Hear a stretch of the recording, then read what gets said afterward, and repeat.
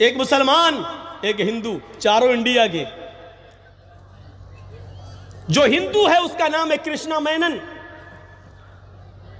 चारों दोस्त खाने की टेबल पर बैठे हुए और खाना खा रहे हैं, अचानक जिक्र छिड़ गया। एक मुसलमान सवाल कर रहा है, अस्सलाम वालेकुम, welcome to my YouTube channel Gulshan with Farid. I am Farid. मेरा नाम है गुलशन। आज का रिएक्शन वीडियो, मूर्ति पूजा कब से शुरुआत हुई? तो ये वीडियो इस्लामिक है, तो इसमें बहुत ज़्यादा जानकारी है। नॉन मुस्लिम का लेके भी है और हम लोग का मुस्लिम का भी है। तो इसका लिंक मैं डिस्क्रिप्शन में दे दूंगी, आप लोग जाके देख सकते हैं। बट चलते हैं वीडियो की तरफ। अब देखिए, हिंदुओं के बड़े से बड़े पंडितों को आप बिठा लीजिए ऑक्सफोर्ड यूनिवर्सिटी लंदन में। चार दोस्त उसमें तालीम हासिल कर रहे हैं, एक यहूदी, एक ईसाई, एक मुसलमान, एक हिंदू, चारों इंडिया के। जो हिंदू है उसका नाम है कृष्णा मेनन। चारों दोस्त खाने की टेबल पर बैठे हुए और खाना खा रहे हैं, अचानक जिक्र छिड़ गया। एक मुसलमान सवाल कर रहा है, ये मेरा ईसाई दोस्त है, इससे पूछो कि तुम किस नबी को मानते हो? ये कहेगा जीसस, ईसा अलैहिस्सलाम को। ये हमारा यहूदी दोस्त है, इससे पूछो कि तुम किसको मानते हो? वो कहेगा मोसेस, मूसा अलैहिस्सलाम को। मैं मुसलमान हूं, अगर मुझसे कोई पूछे तुम किस नबी को मानते हो, तो मैं कहूंगा मुहम्मदुर रसूलुल्लाह सल्लल्लाहु अलैहि वसल्लम को। ईमान तो मेरा सब नबियों पर है, लेकिन पैरवी किसकी करते हैं, इताअत किसकी? मुहम्मदुर रसूलुल्लाह सल्लल्लाहु अलैहि वसल्लम की। इनको अपने नबी का नाम मालूम है, इनको अपने नबी का नाम मालूम है, मुझे अपने नबी का नाम मालूम है। आए कृष्णा, तुम भी हमारे दोस्त हो, इंडिया से बिलोंग करते हो, जरा ये बताओ कि तुम किस नबी को मानते हो? तुम्हारा नबी कौन है? कृष्णा मेनन खामोश। उस मुसलमान ने सवाल किया, हमारे नबी मोहम्मद रसूलुल्लाह पर कुरान उतरा, इनके नबी मूसा पर तौरात उतरी, इनके नबी ईसा पर इंजील उतरी। ऐ मेरे दोस्त कृष्णा, तुम्हारे नबी पर कौन सी किताब उतरी? उसने झट से कह दिया, चारों वेद। वेद आसमानी किताब, आकाशीय किताब, उसने कह दिया। अब देखिए, उस मुसलमान ने फिर सवाल घुमा कर दिया, आए कृष्णा, वेद आसमानी किताब मानते हो तुम, तो हमें मालूम है मेरी आसमानी किताब कुरान है, उसको लाने वाले मुहम्मदुर रसूलुल्लाह है। ये ईसाई है, ये जानता है कि इंजील आसमानी किताब और इस किताब को लाने वाला नबी ईसा है। और ये यहूदी है, ये भी मानता है कि हमारी आसमानी किताब तौरात है और इस किताब को लाने वाले नबी मूसा है। आए कृष्णा मेनन, तुम्हारी आसमानी किताब जो है वेद है, उस आसमानी किताब का लाने वाला नबी, अवतार, ऋषि, मुनि, पैगंबर, मैसेंजर, प्रॉफिट कौन है? कृष्णा मेनन फिर खामोश। कहने लगा, किताब तो आसमानी है, आकाशीय है, लेकिन इस किताब का लाने वाला कौन है हमें नहीं मालूम। आज भी हिंदू कौम एक ऐसी कौम है जिसको वेद आसमानी किताब तो मानती है, लेकिन इस किताब का लाने वाला नबी कौन है वो कहती है हमें नहीं मालूम।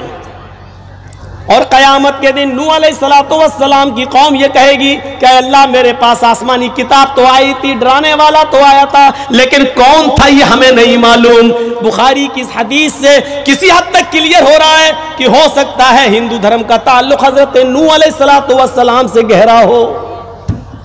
मैं अभी भी क्लियर नहीं कह सकता हूं, कोई ये ना कहे कि मौलाना साहब हिंदू धर्म को कौम नूह अलैहिस्सलाम की कौम कह गए। लेकिन बुखारी की हदीस से जब बहुत से लोग मसाइल का इस्तिदलाल करते हैं, तो एक ये मेरा भी एक इस्तिदलाल हो सकता है कि नूह अलैहिस्सलाम की कौम कयामत के दिन ये कहेगी, अल्लाह मुझे नहीं मालूम, आया तो था कोई, लेकिन कौन आया था ये मुझे नहीं मालूम। और हिंदू धर्म एक ऐसी कौम है जो ये कहती है कि मेरे पास डराने वाला नबी तो आया था, लेकिन कौन था ये मुझे नहीं मालूम, ये मुझे नहीं मालूम। और फिर सबसे पुराना धर्म, प्राचीन धर्म हिंदू धर्म, और मूर्ति की सबसे पहली पूजा और मूर्ति की सबसे पहली तपस्या और इबादत और मूर्ति पूजा सबसे पहले अगर चली है तो कौम नूह के अंदर। नूह अलैहिस्सलाम के इंतकाल के बाद नूह अलैहिस्सलाम की कौम के 5 बुजुर्ग वद, सुआ, यगूस, यऊक, नस्र, इन 5 बुजुर्गों की मूर्तियां बनाकर सबसे पहले मूर्ति की पूजा की शुरुआत नूह अलैहिस्सलाम के जमाने से हो रही है। नूह के इंतकाल के बाद नूह की कौम से हो रही है। और आप जानते हैं कि हिंदू धर्म के अंदर मूर्ति पूजा से नीचे कोई शुरुआत ही नहीं होती है। और यह भी बहुत प्राचीन कौम है, पुरानी कौम है, और ये उसी जमाने से मूर्ति पूजा करती चली आ रही है। बताइए, उसलूब बदल दो। ये कहने की जरूरत नहीं कि मोहम्मद सल्लल्लाहु अलैहि वसल्लम का दीन है। ये कह दो कि मोहम्मद सल्लल्लाहु अलैहि वसल्लम थे, हमारे नबी हैं, लेकिन ये वो नबी है, इन्होंने कोई नया दीन नहीं दिया। ये वही दीन है जो मनु लेकर आए, जो कृष्ण जी लेकर आए, जो रामचंद्र जी लेकर आए। रामचंद्र जी का क्या धर्म था आप तो जानते हैं, मेरी किसी तकरीर में देख लीजिए, वाल्मीकि रामायण, ये वाली नहीं, ये जो अभी चली है, ये तो अभी लिखी गई है कुछ दिन पहले। तुलसीदास जी वाली रामायण का तो वजूद अभी से हुआ है, ज्यादा दिन नहीं हुए। रामचरितमानस का पुरानी रामायण जो 2000 साल पहले लिखी गई थी, हिंदू धर्म के आस्था और अकीदे के मुताबिक 2000 साल पुरानी जो किताब है उनकी, वाल्मीकि रामायण, उसमें आज भी लिखा हुआ है कि जब रावण सीता का हरण करके ले गया और हनुमान और लक्ष्मण जब तलाश करके सीता को लेकर आए, तो सीता जी अपने पति रामचंद्र जी का आशीर्वाद लेने के लिए उनके पैरों पे गिर पड़ी और उनके पैर छूने लगी कि मुझे आशीर्वाद दो, आपके आशीर्वाद से मैं बच गई। और हनुमान जी ने और लक्ष्मण ने हमको रावण के चंगुल से निकाल लिया और बचा लिया, और रावण हमारी इज्जत पर हाथ नहीं डाल सका, ये लोग हमें बचा कर लाए। तो रामचंद्र जी के जब पैर छुए, अपने पति के जब पैर छूने लगी, तो वाल्मीकि रामायण में लिखा रामचंद्र जी ने उठा लिया अपनी पत्नी को, पैर नहीं छूने दिए, ये कांधा पकड़ा और खड़ा कर दिया और क्या कहा, राम रामाय नमः, राम रामाय सत्यम अस्ति। हाय सीता, मैं तेरा राम हूं, राम रामाय, तेरे राम का राम है ऊपर वाला। जब आए आ जाए संस्कृत भाषा में राम रामाए, तो आए जब आ जाए तो उसका मतलब का लिए, के लिए, को लिए, का के की का तर्जुमा हो जाता है। राम रामाए, राम के राम को नमः, नमस्कार करो, प्रणाम करो, सर झुकाओ। राम रामाए नमः, राम रामाय सत्यम अस्ति। हाय सीता, तू मेरे पैर क्यों छू रही है, मेरे पैर क्यों पकड़ रही है, मेरे सामने क्यों झुक रही है? मैं तेरा राम हूं और राम का राम है ऊपर वाला। राम रामाय नमः, सीता राम के राम को प्रणाम करो, मैं तेरा राम हूं, अपने राम के सामने मत झुको, उस राम के सामने झुको जो तेरे राम का भी राम है। रामचंद्र जी ने अपनी पत्नी को पैर नहीं छूने दिए, अपने सामने सर नहीं झुकाने दिया, अपने सामने झुकने नहीं दिया।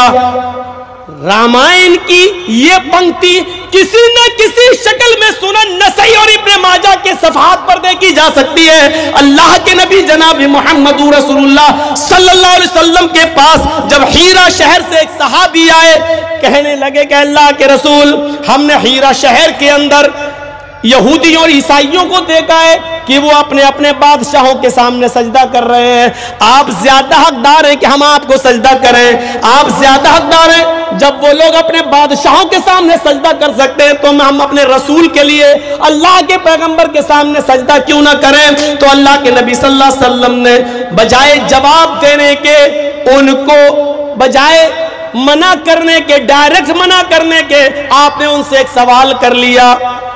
आपने फरमाया, अमरत बिक़ब्री अतस्जुदु लहू, क्या जब तुम मेरी कब्र के पास से गुजरोगे तो क्या तुम उसे सजदा करोगे? पढ़िए इब्ने माजा, अल्लाह के नबी क्या कह रहे हैं, अबू दाऊद क्या कह रहे हैं अल्लाह के नबी? सहाबी कह रहे हैं, अल्लाह के रसूल मुझे इजाजत दीजिए कि मैं आपको सजदा करूं। यहूदी अपने बादशाह को सजदा कर रहे हैं, ईसाई अपने बादशाह को सजदा कर रहे हैं, तो क्या मैं अपने नबी को सजदा ना करूं? तो अल्लाह के नबी सल्लल्लाहु अलैहि वसल्लम ने क्या कहा, क्या तुम मेरी कब्र के पास से गुजरोगे तो क्या सजदा करोगे? सवाल हो रहा है जिंदगी में सजदा करने का, मुझे इजाजत दीजिए कि मैं आपको सजदा करूं। और आपको फिक्र है इंतकाल के बाद की, क्या मेरे कब्र के ऊपर से गुजरोगे, पास से गुजरोगे तो सजदा करोगे? मतलब क्या था, जिंदगी में तो मैं करने नहीं दूंगा, जब तक मैं जिंदा हूं तो मैं रोक लूंगा, ये शिर्क के दरवाजे कभी खुलने नहीं दूंगा, मेरी जिंदगी में तो कभी हम अपने सामने सर झुकाने नहीं देंगे तुम्हें। लेकिन फिक्र हुई इंतकाल के बाद की, ऐसा ना हो कि मेरे इंतकाल के बाद जैसे यहूद और नसारा ने अपने अपने नबियों की कब्रों को सजदा गाह बना लिया, ये लोग भी कहीं मेरी कब्र को सजदा गाह ना बना ले, चूमने चाटने की जगह ना बना ले। तो आपने फौरन सवाल कर लिया, क्या तुम मेरी कब्र के पास से गुजरोगे तो सजदा करोगे? साहबा ने कहा नहीं, ला काला फला तफायलू, करना भी नहीं ऐसा। देखिए अबू दाऊद के अल्फाज, फला तफायलू, ऐसा करना भी नहीं, मेरी कब्र के पास से गुजरो तो उसको सजदा करना भी नहीं। इसके बाद आपने क्या फरमाया, रामचंद्र जी वाली बात, क्या कहा, मेरे सामने क्यों झुक रही है? झुकना है तो ऊपर वाले के सामने झुक, अपने राम के को रमा कर, नमस्कार कर, झुक।